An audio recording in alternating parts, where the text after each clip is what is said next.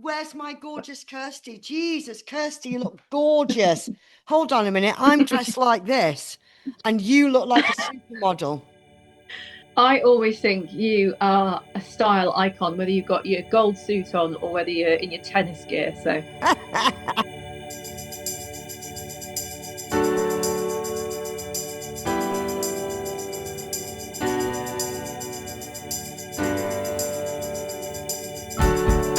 Welcome back to Timeless Women. I'm really happy you guys have been tuning in. Today, I've got the most incredible woman on. She's incredible. She's an activist, publicist, and could even be our future Prime Minister. God, I hope so. And she can even sing and play the guitar. It's Kirstie Logan. Oh, I forgot to say, and I'm Collette Cooper, musician and actor.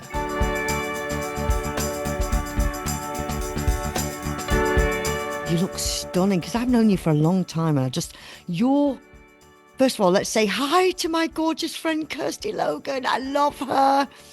How are you, darling?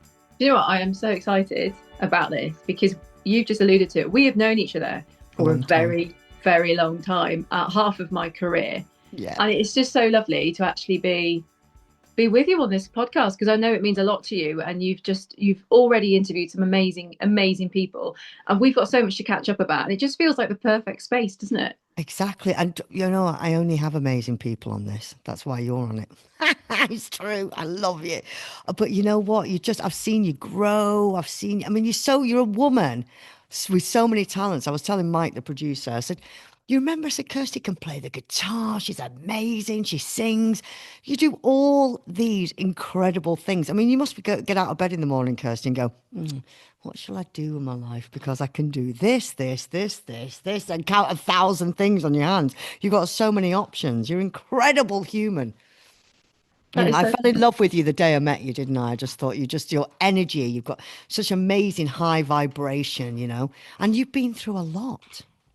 Yeah, I have. And yeah, you sort of it's bizarre now because my life is just so cushy and just absolutely a dream to live. Oh, it But is. it wasn't always like this, as you quite No. rightly say. And I know Yeah. we'll probably get into it later on, but it's funny before we get into the sort of the stories of what makes us as sort of timeless women. You sort of Yeah. mentioned there about the different instruments I play. And it's funny because not that many people know this information about me. I know. Well, you never told me for ages. You went, oh, by the way, Collette, I sing and I play the guitar. I went, what? Oh, why? You've never told me this, Kirstie. I remember when we did that little gig for Choose Love. The Do you 24 remember hour. the 24 Yeah. hour? Well, we've got the CAO of Choose Love coming on to the show, which I'm very, very excited about because we love her, don't we? That is amazing. Because I mean, I Yeah. know you've been involved in this charity for so many years. Oh, And I'll be anything for those guys. But do you remember that yeah, night? that was Wasn't that crazy. brilliant? And you were brilliant. And it was the first time I saw you at, yeah. And I said, but why don't you perform? Do you remember when, if you can sing and play the guitar, will you do this 24-hour thing for Choose Love? And you were like, yeah, okay. And you turned up like a rock star with your guitar. Do you remember producer Mike? You were there. Oh, actually, you used producer Mike's guitar. I think I did because my electroacoustic was having issues. And I was like, That's oh my God. right. That's right. Because you turned up with your guitar Yeah. and you were like, an acoustic, and you were like, and then Mike had his electric guitar, and you went, oh, yeah, that'll do. And you got on stage, and I was like, what the bloody hell? She got on stage. Remember, I didn't even know that Kirstie could play guitar or I sing. think you just thought I was a publicist. You Yeah, I know. She got up stage, and she just absolutely wowed the audience. You did, though, didn't you? well, I would like to say that they felt some vibes. I mean, You were I like to brilliant. bring the bar. The thing is, look, my work is, as we'll go into it, it's Yep. always about being behind the scenes and being invisible, and, Yep. and that is absolutely the number one crux as a publicist. You are not to be seen. But I have, I'm an ex theatre school kid, and I Yeah. I had a record deal in my early 20s and I actually in my know. teens, and I know. and It's unbelievable. so it's sort of like, for me, it's sort of like when I get back on stage, I do it for the right reasons, but I only do it. I'll never do it to make money. I only do it for charity. And I've raised a lot of money through doing charity gigs. But the funny thing was, in London, when I lived there for 5 or 6 years, and I didn't really do anything until you asked me to be part of that. And I rocked up with my friend, and Well, he's, Josie from Choose Love was like, "Who is she? She's brilliant." I went, "I know, she's my publicist at the moment." And she just come up and started to play the guitar and sing. Like, wowed everyone. You were it was so funny. brilliant.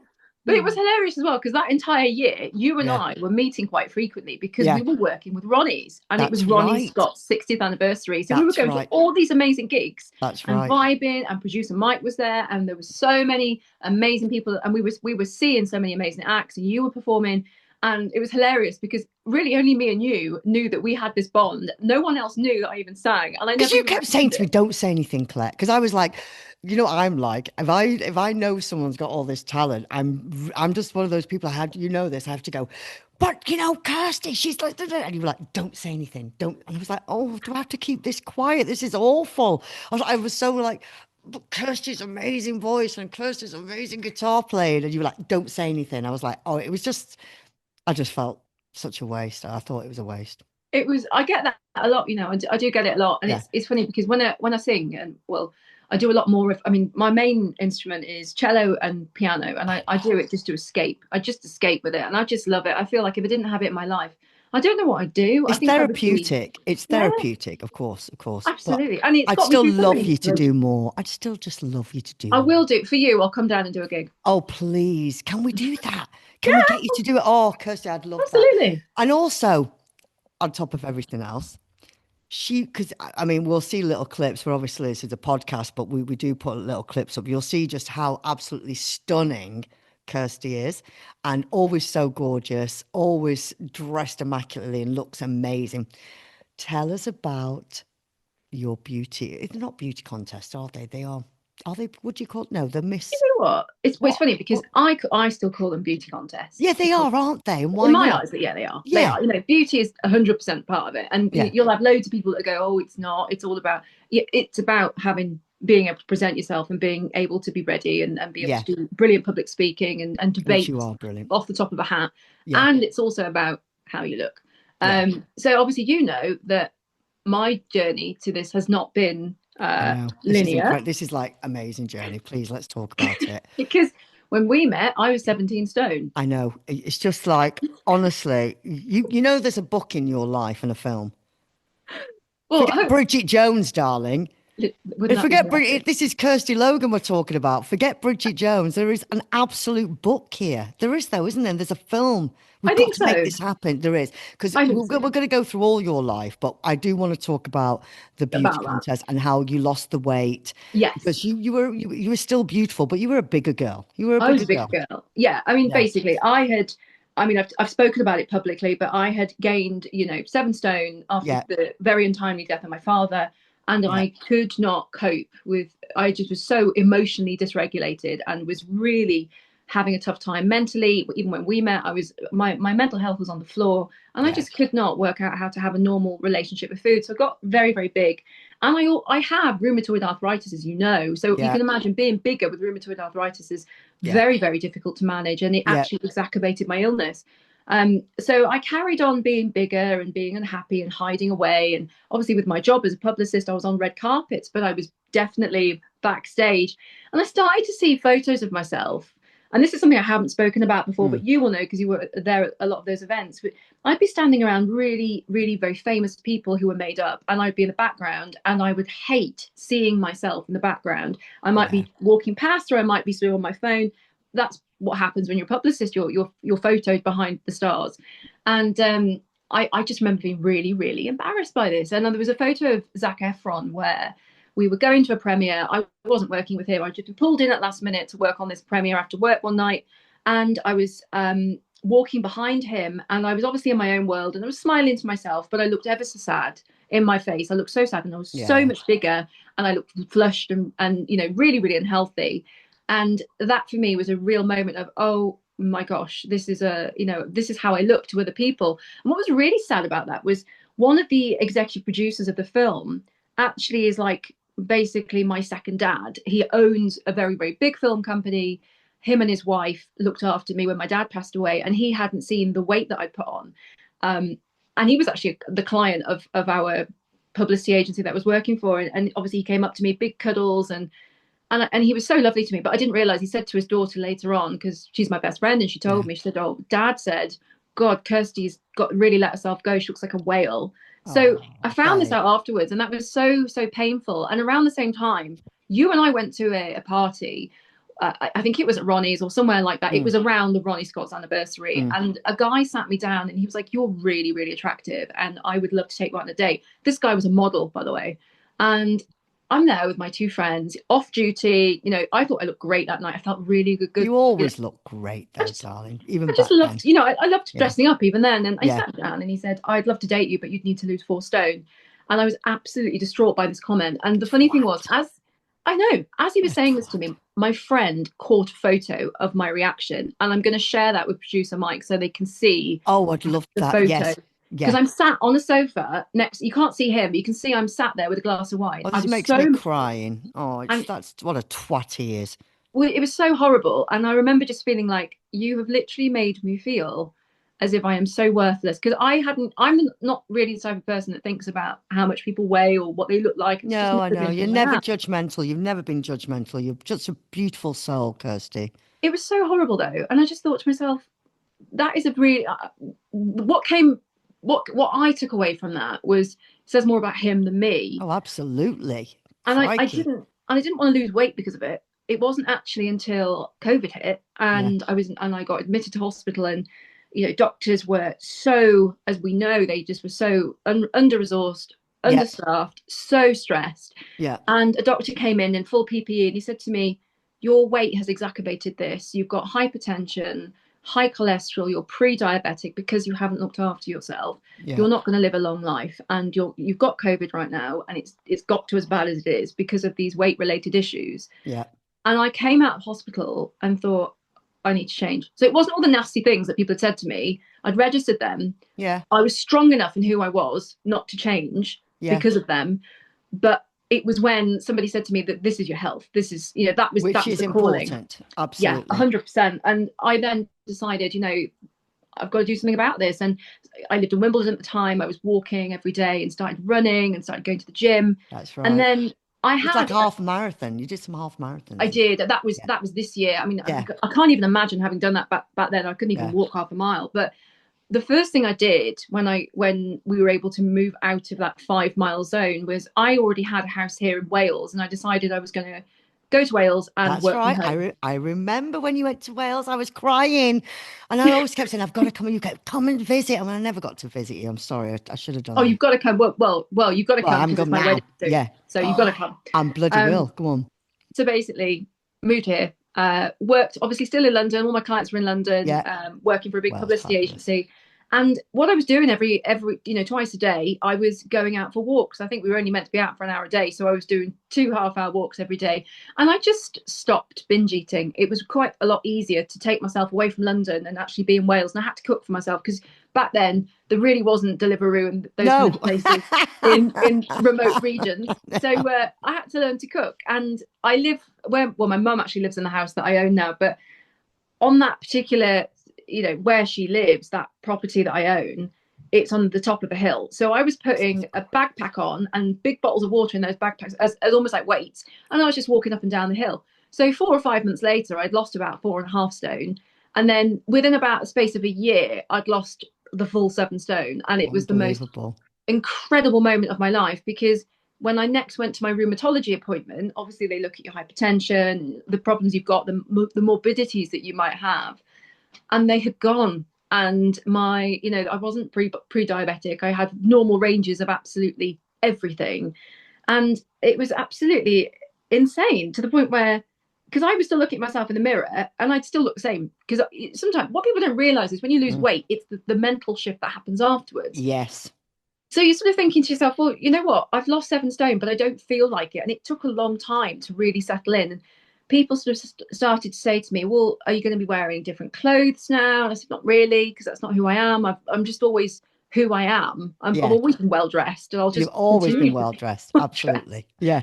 But it was incredible to lose that weight and actually get my life back, and also Yeah. be able to suddenly I realized what I'd been through, and I know we'll come on to talk about it, but what that, that weight loss was a result of grief and the Yeah. inability to deal with grief. So I then partnered with a charity called Beat, and I worked with them on recalibrating what people understand about binge eating and making it, and basically reclassifying it as a symptom of mental health illness Yeah. and You're incredible. doing all of that. So yeah, we were able to reach about 171,000 people with that campaign, and it was really fantastic for me to be able to actually, for the first time ever, I was doing media interviews in front of a television crew. They, ITV were in my back garden, and I was talking to them about, this is a mental health issue that we need Yes. to tackle, You're and we, absolutely right. You're yeah, right.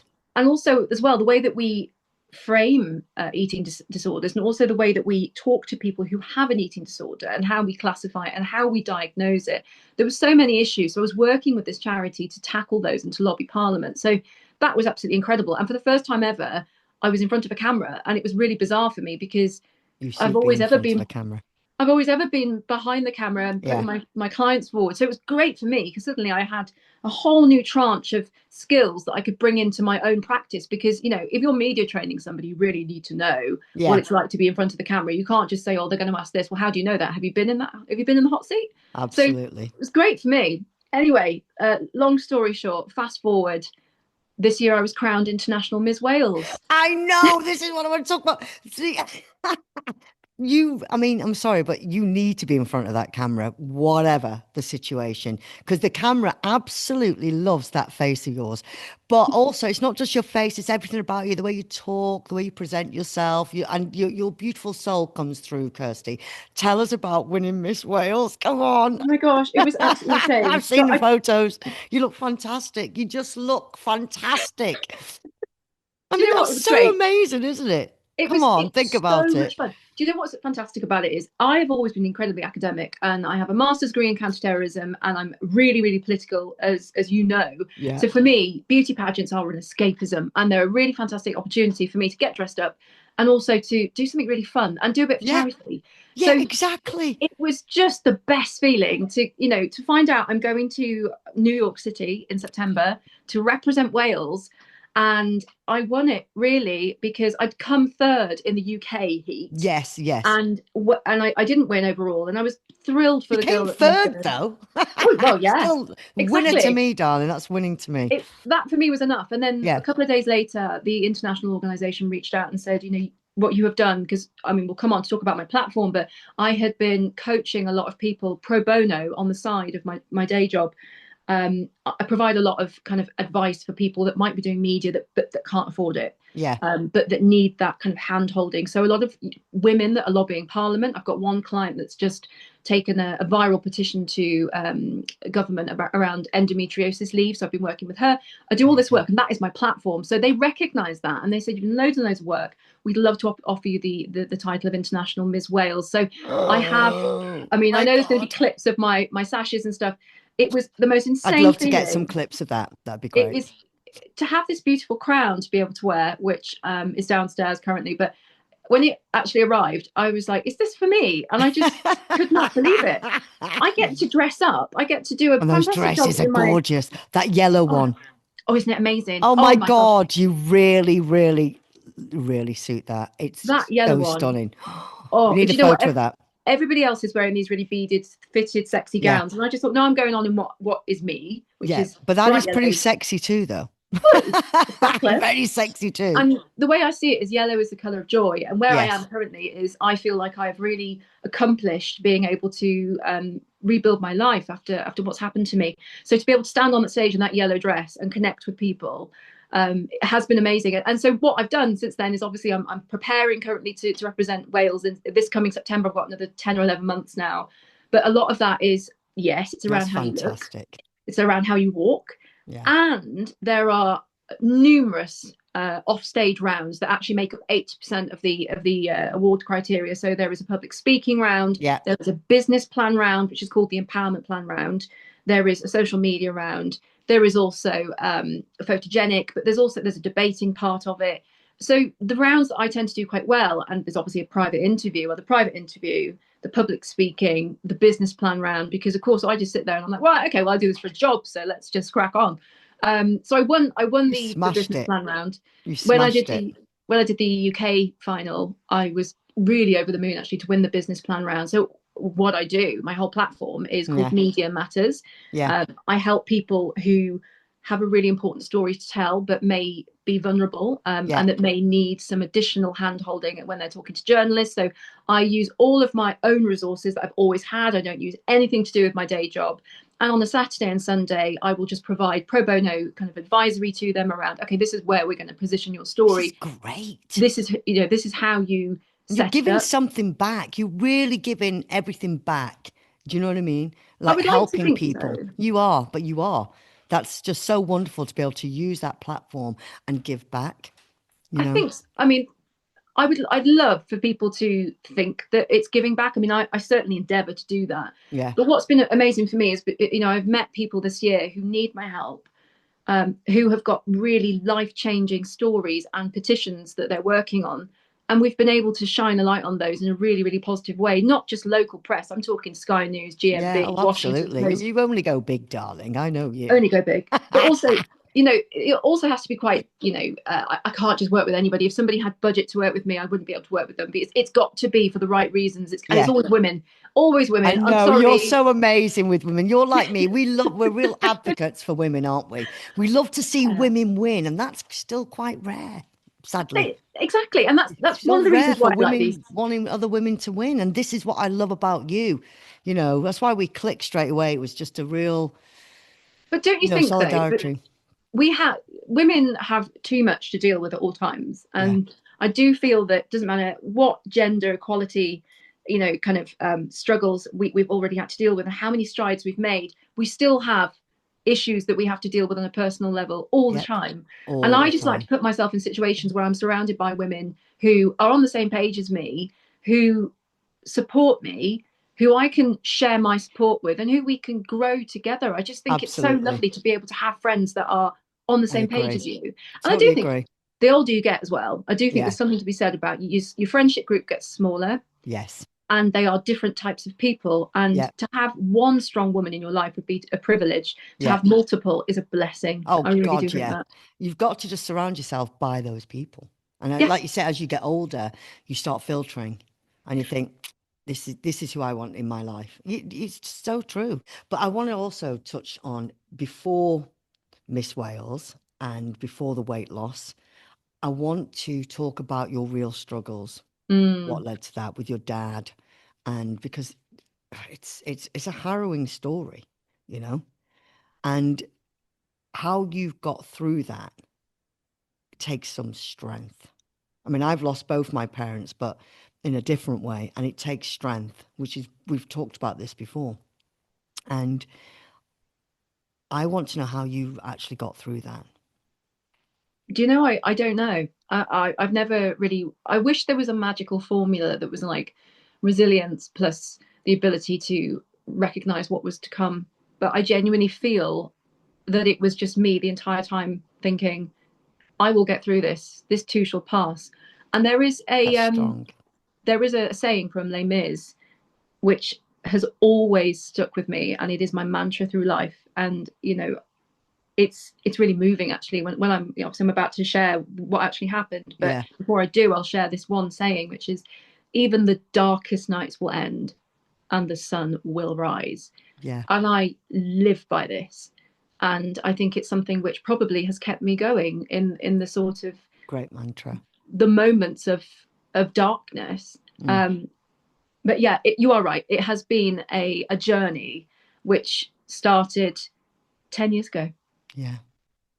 um I don't know. Do you want me to? Should I share the story or? If you want to, I'd love Yeah, it because it's quite unbelievable actually. It's it great. it is. I It's mean, it's no, it's not great, something but it's that unbelievable. it could be a novel. It's just It's definitely crazy. But it is a novel. It's a film. That's why we have to talk about this. I yeah, really and I know of everybody I know, you will make that happen. well, this is the first time I'm going to tell the story for what it is. Yeah, So, but yeah, it was important for me to tell it to you because you have been there through pretty much half of it. So yeah, you kind of know so much of it. So my late father was a politician. He was a deputy leader of a council. So my early years were spent on the campaign trail, supporting the Labour Party. My birthdays always coincided with the general election or local elections. So we'd have my birthday party, then we'd be off to the election count. And it was something that I got used to. Dad was always in the paper. He was also an advisor to very senior ministers, prime ministers, all that kind of stuff. He was really held in high esteem, and he was an absolutely gifted speaker, and he could hold the room. He used to walk in the room and people just would look at him. Like you. And You take after your dad. No, and you do. It's amazing.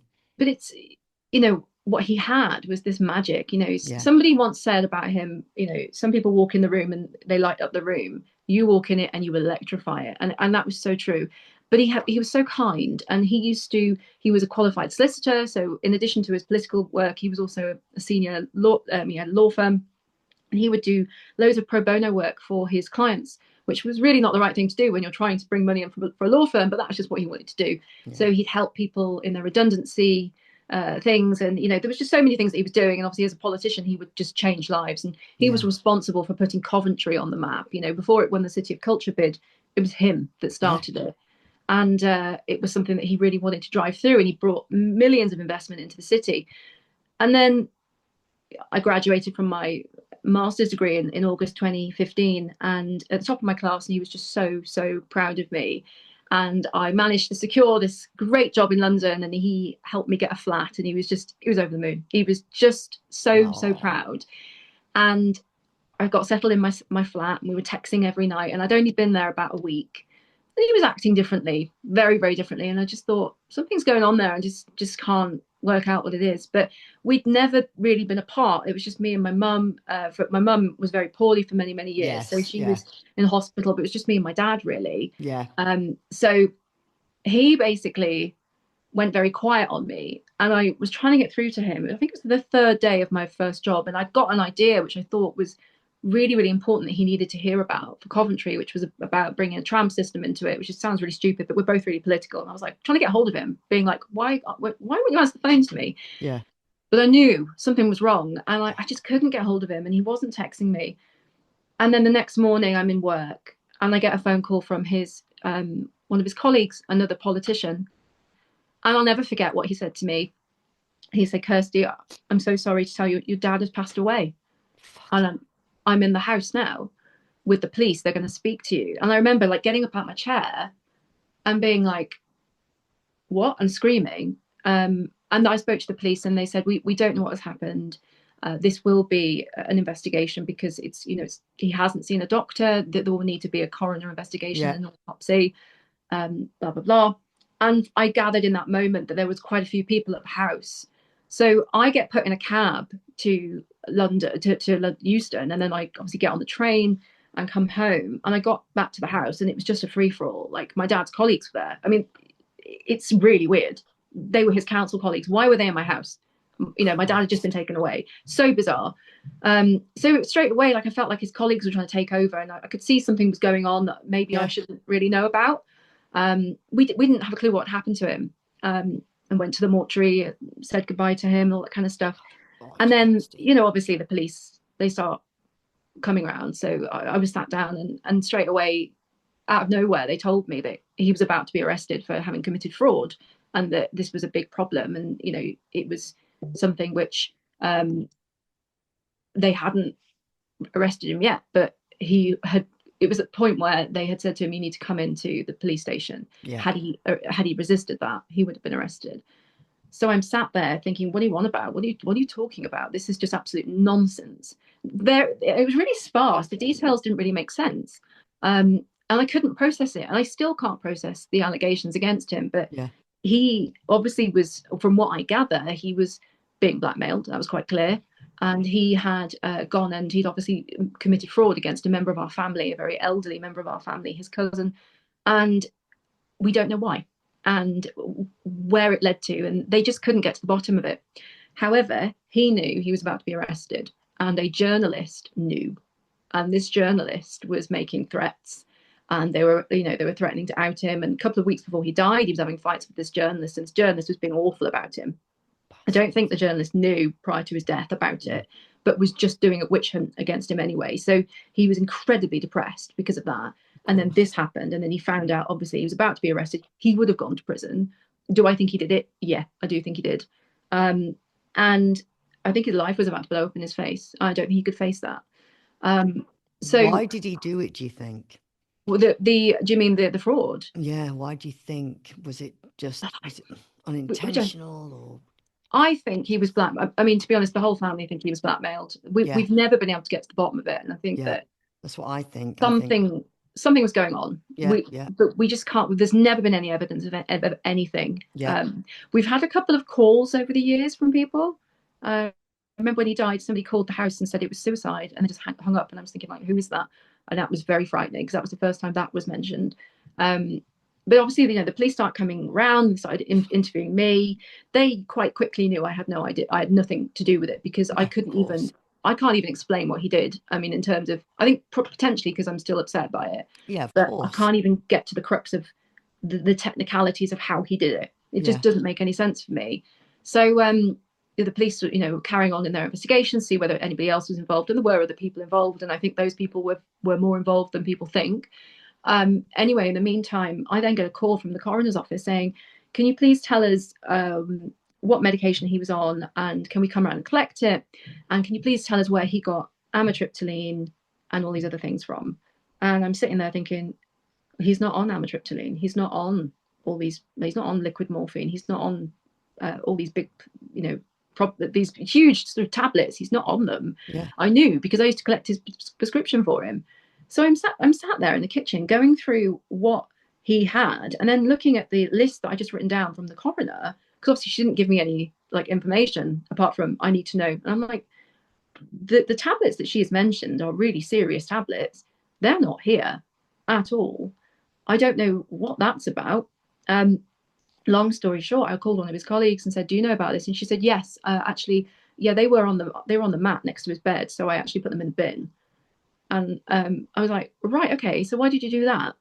Because surely you would not disturb any sort of crime scene." And we didn't know it was a Yeah. crime scene, but it's not her place to do that. That was No, my house. absolutely not. Absolutely not. It was just ridiculous. That's And outrageous, actually. oh, it was. And later on in the inquest, she was subpoenaed to court, and she denied having that conversation with me. But I mean, to be honest, I didn't care that she denied it because who would make up the conversation that we'd had? Basically, what happened was those tablets were found in his system, and he'd procured them. He'd used his influence to procure them via some of his doctor friends. And he what he'd done was he'd stopped taking his heart medication 2 weeks before to, he had a heart problem, to probably induce some sort of heart Something. Yeah, yeah. attack. And then he'd necked a load of painkillers. And because of the way he'd done it, they couldn't work out whether it was suicide or not. But what was really insulting and a huge affront to me was they completely discarded all the other evidence that pointed to it being suicide. And I was made to feel like the black sheep because I wanted to work out whether it was suicide or not. I mean, it was my dad. I obviously, I don't care whether it was. Absolutely.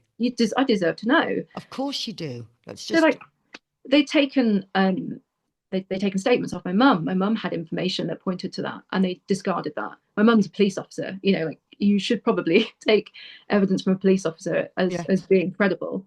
And then there was things like, he had lined up all of his affairs on the table, his will, his insurance, the car stuff, all of that, with sticky notes on top saying what to do in case Oh, of something like that. And that was yeah. gone. He had left a check for £10,000 on my desk, and he had put, and he, and we, so that was that on its own. Those things, Of course. yeah. And then also he'd Yeah, done of course. pension drawdowns, and he obviously there was loads of things going on that just pointed to it being Of that. And course it they does. came back and they were like, "Oh, it's probably on the balance and probability. It's probably natural causes." Yeah, they just didn't want to be held accountable for They suicide. did not. Of I course not. think what actually the issue was that there was the fraud thing going on, but also there was probably something else going on with the Yeah, council. And I think that they didn't, because I know he was having an issue with being bullied, and I think yeah, potentially they probably thought it was something to do with it. It wasn't. I don't think that was anything to do with it. But they obviously didn't want me to be in a position to maybe bring a judicial review against them or whatever. yeah. So, in fairness, I just sort of said, this is at the time I was just so shocked. I just sort of let it go. And then a couple of years later, I'm sat there And the other thing to note is he was bankrupt because of what he'd been doing. So I knew from very early on I was going to lose absolutely everything, and I mean everything. Um, it was horrendous. I lost my family home, everything in it. Yeah. I was left with the furniture in my bedroom, but I then lived in London and I desperately wanted my furniture, but I couldn't find a way to get it to me. It wouldn't have gone into my flat because I lived in a very old flat and it just couldn't have gone up the stairs. I lost everything. They even took his shirts. They took my figure skates because they found a receipt in his somewhere in his bedroom that showed he'd bought them. They tried to take my digital piano off me, and I said, no, it's a gift. Obviously, it's mine, not his. Yeah. I had to prove that I play it. So I used to have to I used to have to I had to send videos and stuff of it being in my bedroom all the time, and that it wasn't just something I'd put in there to show that it was my instrument. It went on for a long, long time, and he had, Harrowing. Harrowing. in fairness to him, like he wouldn't have put me through that if he had realized how bad it was going to be. But it was so complicated because he was caught up in whatever he'd been doing. There was other things going on there too. So I was having like to deal with an insolvent estate and losing my home, but I was also having to deal with, the issues, that the allegations from the person's lawyer. And in the middle of this, I was thinking, like, I couldn't even go to work. I couldn't even think straight. I was 25, but I was quite immature for 25, and still didn't understand the grasp. I couldn't grasp what he'd done, and I was in total denial as well at the You're also start, as in you would be. shock. You would have been in a massive shock, and that just takes over your whole body. Oh, it does, and it does, and that's the thing. It sort of shuts down your emotional system. What Yeah. was interesting is I met with a friend at the weekend, and she told me that she's so happy to see me how I am now, but she worried about me at the start because I was so disassociated. I was just cracking on with it all. Yeah. Yeah. The sad thing was for me, I never wanted to lose the home, and I'm struggling with that still. Um, I kept everything as it was because I Yeah. had to, because the insolvency practitioners were coming in. And on the last day in 2017, before it went, I remember it was me, Oh, my mum, my darling. friend, and I remember saying to my mum, how do I get through this? How do I move on? And it was the most awful thing to see that lovely home that was my sanctuary and my safe space being taken away from me. But also, I couldn't work at the time. So suddenly, I'm homeless, nowhere to live. And Yeah. my friend's mum stepped in and gave me a place to sort of get my head down for a couple of months and recover. That's right. Yeah. But what has stayed with me through that is, at that time I was so destitute and so poor because of course I didn't get the money that he left for me because it needed to go back to sort the debts out. I didn't get anything, which was not an issue at all, but I also couldn't work. Yeah. So I remember just being so poor, and like even when I was living in London, I was really struggling for money Yeah. and having to like almost like hoard together Tesco's spaghetti hoops, and like Yeah. they used to do like really rubbishy sort of super noodles that were like Yes. 25p back in the day. Yes. I I've literally been just on used to them. hoard them. I've had those. Literally, I was living like a student, but I had to because I didn't know when next I might have to go up to Coventry and Mm. spend money on getting there, and then all of Yeah. that kind of stuff. And that was probably where my eating problems got even worse because I was eating so badly and I was putting weight on at that time too. And any money I actually had was going on food because I couldn't regulate my emotional problems. Absolutely.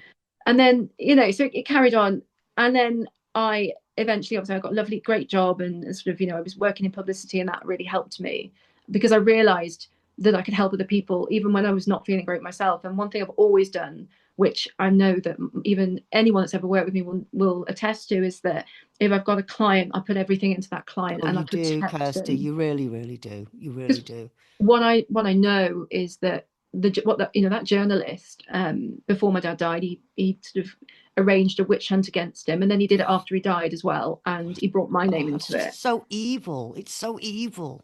Well, the thing is, like, even if my dad had done all those things, there's a time and a place to do it. Absolutely. And then to bring your And name into it, his daughter, the family. well, totally, because I mean, the reason why I'm talking about it today is because, in fairness, I've never spoken about it, and my name at some point I'm going to want to potentially stand for election, and Well, my this is name is why out there connected to this, and I didn't get to to tell my story. I this is wasn't why. able to show, I wasn't wasn't in a position to say I knew nothing about it. And I sometimes wonder whether people thought I was involved. But I think if you looked at me and how Absolutely not. And also, you were young. What you were living a totally different life. Why would?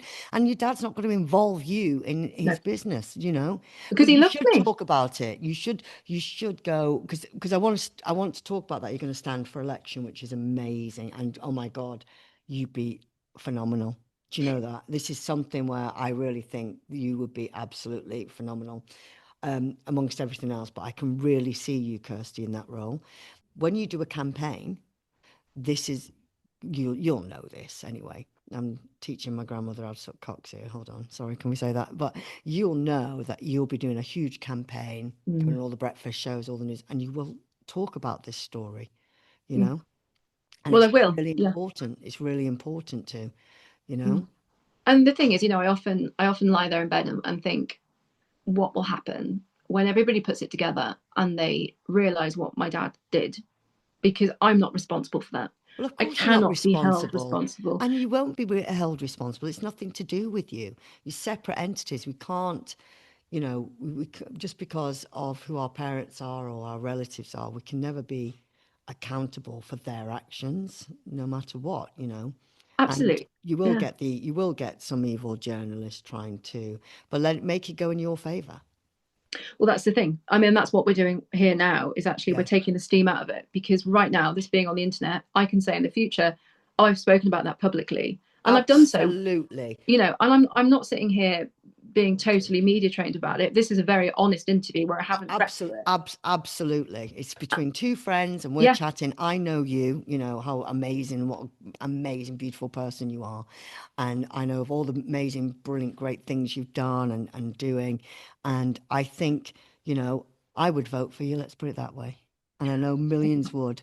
Let's talk about this actually. So, when do you think you're going to do this next year? You're going to run for election to in Wales or, yeah. So yeah, it was always my ambition as a child. yeah, It was just what I always wanted to do. I mean, I used to win the village quiz back home in Coventry. I yeah. used to shout out the names of who's the Chancellor of the Exchequer, and I'd be Yeah. like, ah! um, you know, Yeah, Paddy you, Pants down. yeah, And it was I've loved politics my entire life. I did a yeah, BA in politics and international relations, and then I did my master's in counterterrorism, and I love it. But it was never the right time, yeah, and it hasn't been the right time until the last couple of months. So I've always been a member of the Labour Party, and obviously in Wales we are a separate entity. We are Welsh Labour. We've yeah, got a wonderful female First Minister who is, really making waves. And actually, what I stand for is real socialism and is equality. yeah. And I'm so proud to have the views that I have. And what makes it special for me right now is that I didn't jump into it right after my dad died. I think a lot of people thought I would. I really bided my time. I had my career. My career is still ongoing. I'm still in publicity. I'm still in comms, but I've got a lot more to give now. I've got life experience, and Absolutely. that is what I lacked I want you before. to be prime minister. Well, Let's I very let's much let's doubt I'll make ever that get there, but happen. I No, don't think they'd let's make ever. you'll be amazing prime minister. Let's make this happen. You know, I'm Well, what about the serious, fact Kirsty. Come on. I can't count? What if they find out I can't count? Don't worry about that. But None of them then can again, count. how many of them can? Yeah, Apparently, some exactly. of them. None of them can. You'll fit the criteria if you can't count. What we need from our prime minister is that they can't count. Great, I can't count. Oh, well, great. No, but you'd be amazing prime minister, and I think that's what you've got to aim for that. So basically, I think what you do is get this campaign going for Wales, yeah, and then the bigger picture is you've got to be prime minister. I'm not joking. Do you know You what would be though? amazing. Come on, Kirsty. You know I don't you'd be know. brilliant. I think. You'd Do be you know what I think? fantastic. But if I lived in Downing Street and I was the prime minister, do you reckon they'd still let me I waft can around in see my you. slip-on gown? That was manifesting when you said, because I can see you in Downing Street. Oh yeah, you'll still be able to walk around like that. Don't worry Can you about that. But imagine? I'll be coming over though for cups of teas and cakes. We'll turn Downing Street into like a gig. It'll Yeah. be like a jamming session at all times. But no, But it's really see you there. in all seriousness. It is now the right time, and Yes. after 20 years of being a Labour Party member, and now I'm sort of getting to know my local Labour Party Yeah, branch, and I've made inroads there. The next time there is an opportunity for me to put myself forward, I will absolutely do that in yeah, good faith. And I might not be successful at that. That's very likely I won't be successful on the first time. It might be that I'm not successful on the second or third time. I think one thing that I show about my life, and something I carry with me, is that I always knock on the door, and I keep knocking until I get there. And exactly. after everything I've been through, not getting selected for a seat or not winning a seat, Who is cares? what it is. It Go is what it again. is. You'll get it next time And because the you other you thing, are you are a go-getter. That's what I love about you. You're unstoppable. You're like you get up, you brush yourself off, and you go for it. You're so inspiring, you know. And also, you've got a beautiful family now. Oh my God. I can't thank you. believe it. That's just something I was like, oh my God, that's so beautiful. And he's so handsome. And Oh, your little Steve. girl is so, Oh, Steve is so handsome. And your little girl is so beautiful. well, Oh do you my know, God. it's She's a mini you. She's just so beautiful. I can't it's wait so to properly funny. meet her. It's hilarious because I look back and think, how did I get here? Like, how have I got this lovely family? I know, but it's And how am I living in fantastic. this lovely house? That's what I mean. But you deserve it. That's why, you it's know. it's it's been a whirlwind. It really has. I mean, obviously we've just spoken about me standing for election. What I will say about that is that as women, we don't get an opportunity to be coy. Yeah. Lots of people will never say, "Oh, I want to stand for election." No, as a woman, I'm telling you, I'm going to do it. I I know you don't, are. you But know, you know what, though, Kirstie? I am serious when I say this, right? I know you're going to be Prime Minister. I wish you'd be Prime Minister in the next blooming election, that's for sure. Jesus Christ. it's funny though, isn't it? Got to get It's him it's out. just it's funny how life changes, don't you Yeah. think? I mean, it's this year was the right time for me to get involved locally, and it's a real blessing to work with. I've got colleagues across the Labour Party that I'm so inspired by. In fact, right now I'm actually supporting the campaign. One of my friends, Rebecca, who is standing for the Senedd. The Senedd is our Welsh Parliament, so exactly the same as an MP, but they represent areas of Wales, and we have our own Parliament in Cardiff. So she's going for that. So it's been amazing to be sort of behind her and seeing what she's going for. And I'm really sort of taking notes. And the Fantastic. opportunity to stand for Welsh Parliament may not come up for many, many, many years for me. And it's very difficult to get selected. But locally, all I want to do really is make a difference. And I don't care whether that's locally, nationally, and internationally. Yeah, Being able yeah. to sit in somebody's house and go, look, you've got a problem. We're going to sort it out. This is how we're going to do it. I've Oh, I seen my love dad do that. it, and now it's my time. And Oh, I I love feel that.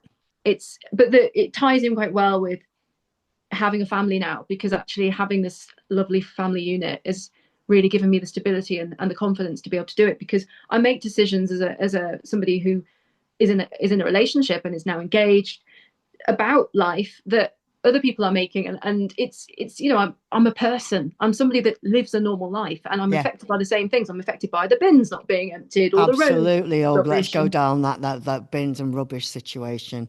but it's true though, isn't it? I mean, people say they come into politics to make waves and to change lives, but Yeah, actually, a real politician is somebody who goes in anybody's house and sits down there and talks to them about that's their right. problems, Like and the they sort old the bins out. days. Like the old days. Do you know I did the voiceover actually for the BBC for the election, the Mm. campaign election. Yeah, Did you? yeah. Before yeah, did the last campaign. Yeah, Did I you did enjoy the. it? Was it? I bet It that was was. Actually. mental. Do you know what? It was really emotional actually because obviously we all wanted the Conservatives out, right?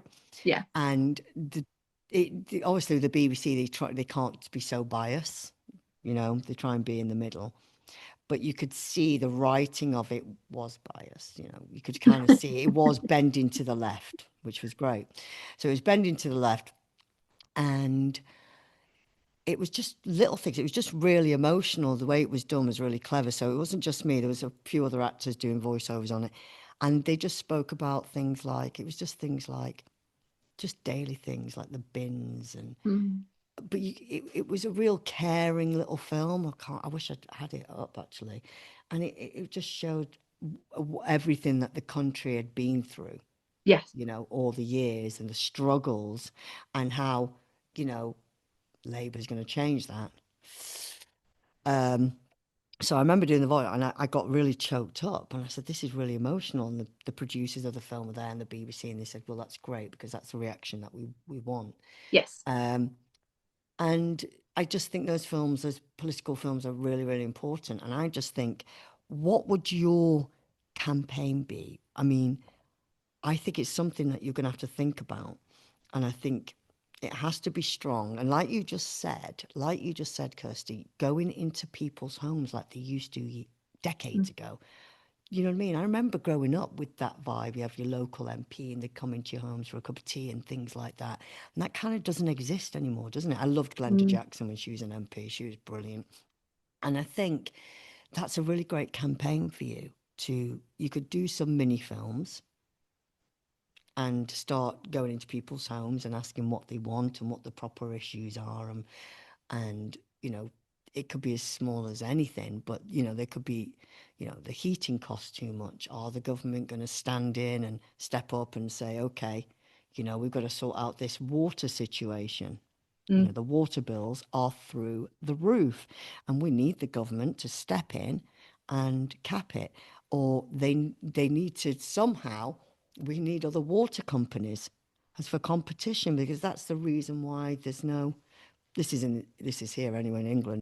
There's the bills are so astronomical. I mean, they're crazy because there's no other competition. That's no. where we get the water supply from. So the government that's a massive issue.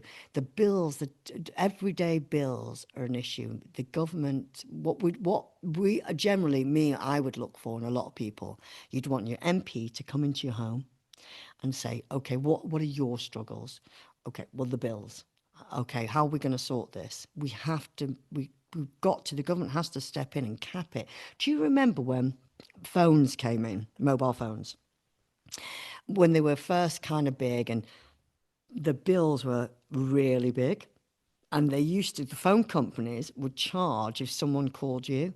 So if you called me, you'd get charged for you. I'd get charged as well as you. Do you remember all Mm, that?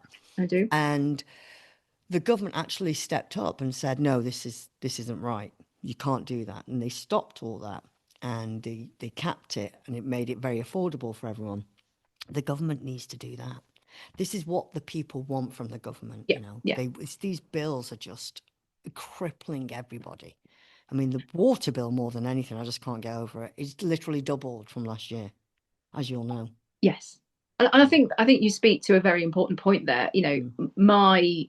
My I'm a socialist, and socialism Yeah, is all about public ownership, and it's about yeah, preventing competition from driving, stopping energy bills from just going through the roof so people can't live. yeah, And we do need to go back to those notions of them not being able to do that anymore. yeah, So absolutely, I mean that is something that I would want to work very closely with, sort of the different stakeholders in the energy yeah, sector on.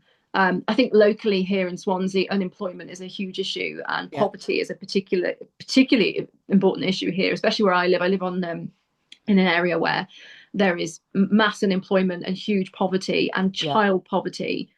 So for me, it's about actually how do we link up our services to be able to make those services deliver for local people. yes, What one of the things they're doing here is £1 bus fares, and there were free bus fares for families wanting to take their kids to Swansea Beach in the summer, that's which a I thought was that's a really great lovely, idea. That's a because great it's idea. it's it's it's leisure, it's having a That's day a out with great the family. that's a great idea. And I think often it can be small ideas Yeah, and linking them up to make sure that the kind of experiences we have locally work for us. And it's yeah, not about it's not about what we can do for them. It's about what those stakeholders can do for us as citizens. And I yeah, do think there is a really important thing about being an elected representative. You are never not one of your own constituents. You have to think from the position and the opinion of your constituent. What are the issues here? What are we going to do about it?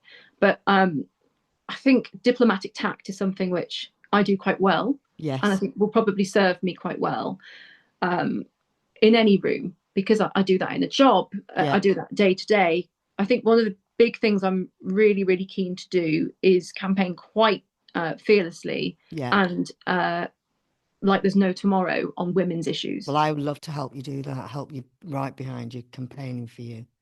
Because I You know, think, we share the same politics, socialists, and we just, But the thing is, Collette, when you think about what socialism is, I don't think No. people understand what socialism really, really is. Yeah. I'm a trade unionist at the end of the day. Been a member for Unison for many, many years. I've got many colleagues in the Labour Party and friends who have held really, senior positions in Unison, and I've always looked up to them. And I really actually admire the trade unions for the difference Well, that they you're are able old to make. Labour. You come Yeah. from old Labour. That's who Oh, you yeah. are. You are But the the thing is, traditional Labour. do you know what though? The biggest misconception people have about me, A, is they think I'm a Tory because I'm posh. Yeah. The other thing they You're not posh. literally God, the minute I God. relax and my Coventry Yeah, accent I comes know. out, then they're suddenly like, oh. You're But well spoken, darling. You're gorgeous. Go on. but the other thing I get is, oh, you must be New Labour, you must be a bit of a Blairite, and I couldn't be further from that. That No, is I know. just not who I am. No. And it's just, and that actually for me, that says more about them, because if you are not able to see what somebody's values are, Yeah. then that actually really should you be representing people. Yeah. I Exactly. think it's important, and the only talk, I mean, somebody was talking to me today. I was up in I've got some horses, which again, I sound kind of right Tory right now. Talking, I was You're in an my animal horses, lover, darling. You're my an show animal ponies. lover. I was talking, we were stood there, and I was talking with a nurse who's got a horse up there, and talking to a retired nurse as well. We were all stood there. We were talking about, it's awful how, people brag about not believing in equality. And to me, that's upsetting because I think everyone's equal. Yeah. And we were talking about it. And I said, oh, I'll go and sit in anyone's house, I will. Yeah. And this lady who barely knows me next to me was like, that's not something I would have expected you to say because you're very posh. And I was like, I have literally like cleaned the floors at homeless shelters since I was I 14. know, I've darling. always done like charity work, and I've always been very grounded just It's because a I've misconception if you speak nicely. That's the issue. You know what I mean? Especially exactly. in this country, because it's a classist, very classist, isn't it? And the Yes. thing is, you are allowed to speak nicely, but still Yes. have amazing values, social values. And I Absolutely. love your voice, and it's very captivating, your voice. And you're going to, and it's needed. That voice is needed for the position that you want to go for. That voice is needed. So remember that. It doesn't matter if anyone calls you posh, because in your heart, you're not. So it's fine. Well, absolutely. And also because I mean, I do go to very posh events, with Yeah. my job. I'm always in the I room want to with, talk more about your job, because you're head of comms. I mean, that's I pretty am, yes. incredible.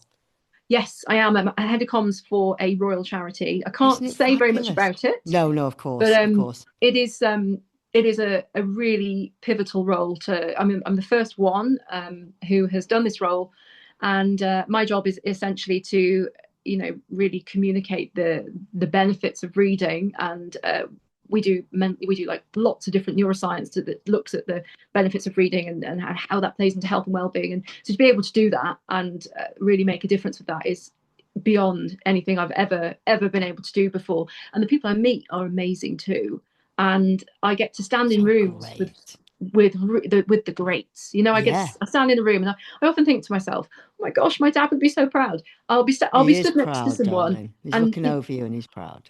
I hope so. But Yeah, it's him not being here to see this and to I see the know. work that, I mean, the one thing that my boss will always say is I put everything into every negotiation I do with a journalist, every campaign I do. Mm, It is from the right reasons, and it's from the heart because I really, really, really care. And I know, it's just darling. incredible to be able to stand in a room and see decision makers who are visibly moved and who want to be part of our journey because of what we're doing. Yeah. That to me is something which it's a feeling that I'll never get over, and a feeling that really empowers me to do more. And it's an insane environment to be in. I mean, it's just But it's amazing. fantastic. That's what I mean about you giving back. You give so much to everything.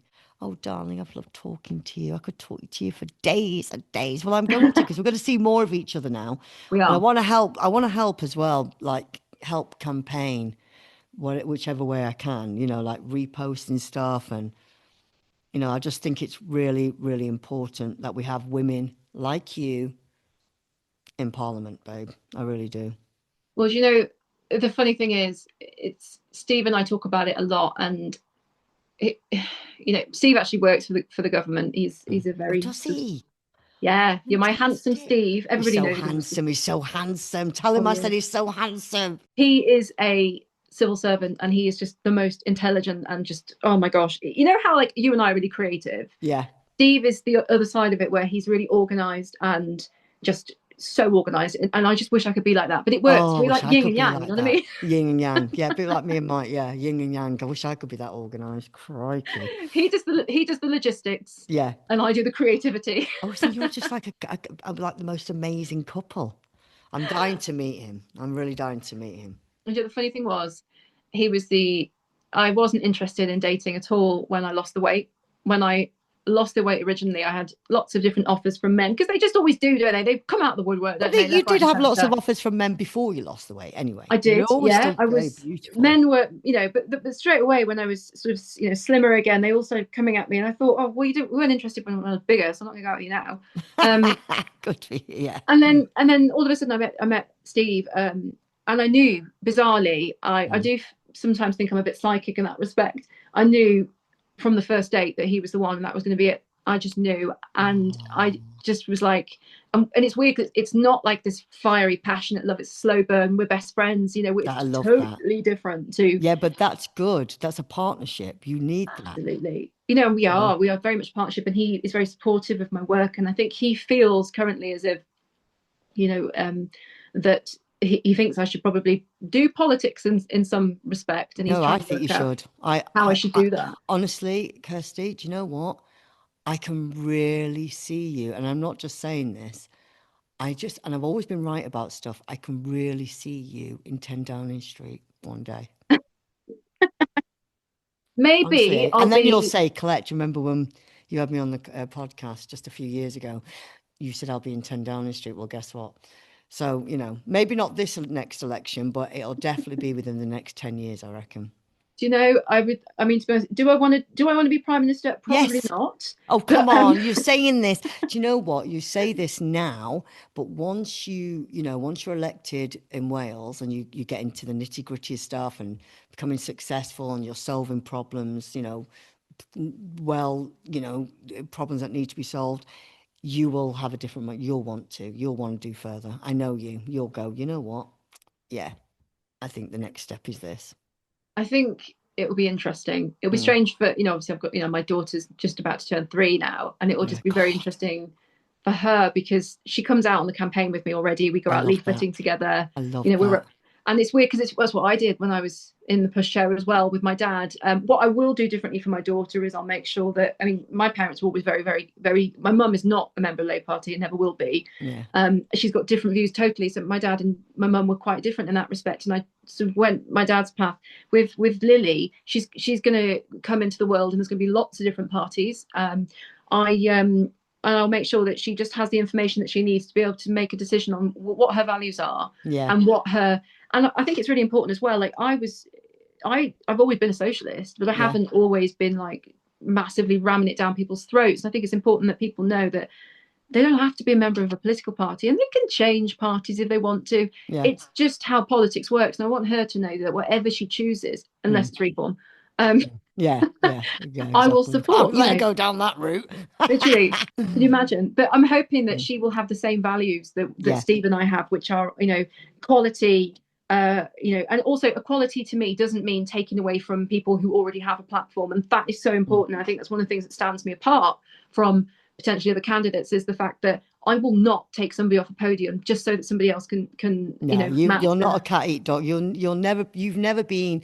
You are not. It's not in your DNA, your soul, to be someone who will sell the grandma down the stream. Do you No. know what I mean? You're just not that kind of person. You're too giving and too kind. Can I come to Wales and I can help do some leafleting?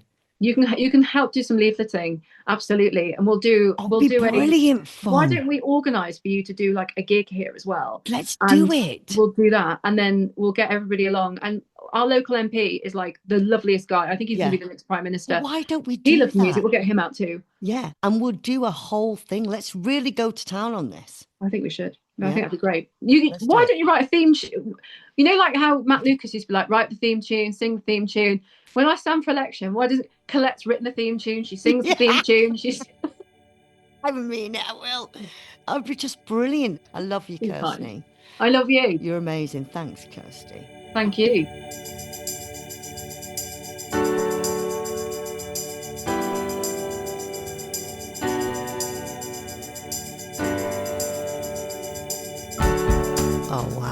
really, what an amazing chat. What a story. I've been saying to her she has to write a book and then it's got to be made into a film or a TV series. Really amazing woman. Great. I could have chatted to her all night, actually. Thanks for tuning in. And all the discounts which are available are all in the show notes. Thanks to everybody. Valerie, of course, Nimble Care, Food Hack, and Vish from the Aesthetic Rooms, although he's not on this episode. But yeah, thanks to everybody involved. Big kiss. Have a great week.